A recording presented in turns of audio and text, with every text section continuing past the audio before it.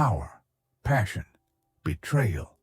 When three of history's most powerful figures crossed paths, the world would never be the same.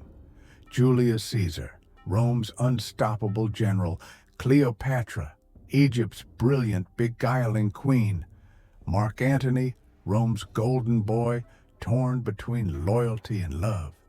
Their story isn't just history, it's a human drama, written in ambition, seduction, and blood. Today, we journey back over 2,000 years to a love triangle that shook empires and shaped the destiny of civilization itself. Welcome to the love triangle of Julius Caesar, Cleopatra, and Mark Antony. In the winter of 48 BCE, Julius Caesar stood at the height of his power, but he was a man at war with his own republic.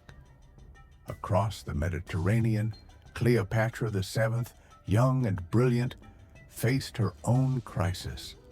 Exiled from her throne, her very survival hung by a thread.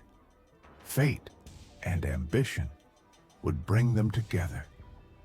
Caesar arrived in Alexandria, seeking to settle Egypt's bloody civil war, but Cleopatra had a plan. According to legend, she had herself smuggled into Caesar's chambers, concealed within a rolled carpet, or perhaps a linen sack. When the cloth unfurled, Cleopatra emerged, radiant, defiant, magnetic. She spoke 7 languages. She understood power, and Caesar, a man who had conquered nations, found himself conquered by her. Their affair was not merely passion, it was politics. Cleopatra needed Caesar's protection. Caesar needed Egypt's wealth. Together, they restored Cleopatra to her throne. Together, they produced a son, Caesarion, Little Caesar. And yet, back in Rome, scandal brewed. Rumors of an Egyptian queen's hold over their leader stirred fear and fury. In 44 BCE, Julius Caesar fell, betrayed by the very Senate he had served. Cleopatra's protector was dead. Her dreams of an empire entwined with Rome crumbled in an instant. In the wake of Caesar's death, the Roman world splintered. 2 men vied to seize control: Octavian, Caesar's adopted heir, and Mark Antony, Caesar's trusted general and closest friend. Mark Antony was no ordinary Roman, handsome, charismatic, larger than life. He embodied the old spirit of the Republic, and soon he too would find himself drawn to the magnetic queen of Egypt. Cleopatra met Antony at Tarsus on a river strewn with incense and silk sails. She dazzled him, just as she had dazzled Caesar. But was it love, or was it strategy? Together they reveled in excess. Together they ruled. Cleopatra secured her kingdom.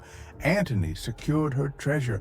Together they had 3 children, and together they made enemies. Rome would never accept a union between a general and an Eastern queen. Octavian seized the opportunity to brand Antony a traitor, bewitched by Cleopatra. In 31 BCE, the lovers' empire faced its final test, the Battle of Actium, a clash that would decide the fate of the ancient world. Antony and Cleopatra's forces were overwhelmed, deserted, outnumbered, betrayed. Their dreams of a shared empire drowned in the Ionian Sea. In the chaos, Antony heard false news of Cleopatra's death. Devastated, he fell upon his own sword. Wounded, bleeding, he was brought to Cleopatra and died in her arms. Cleopatra's end, too, would become legend. Refusing to be paraded through Rome as a trophy, she chose death, the sting of an asp, or perhaps poison hidden in a comb. Two souls bound by ambition, love, and tragedy, lost to history.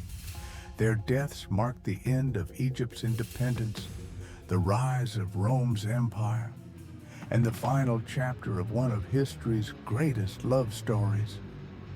In the end, the love triangle of Julius Caesar, Cleopatra, and Mark Antony was not just about passion. It was about power and the terrible price of those who dare to dream beyond their time. Thank you for joining us on this journey through history's most unforgettable romance. If you enjoyed this story, subscribe for more tales where love, power, and faith collide.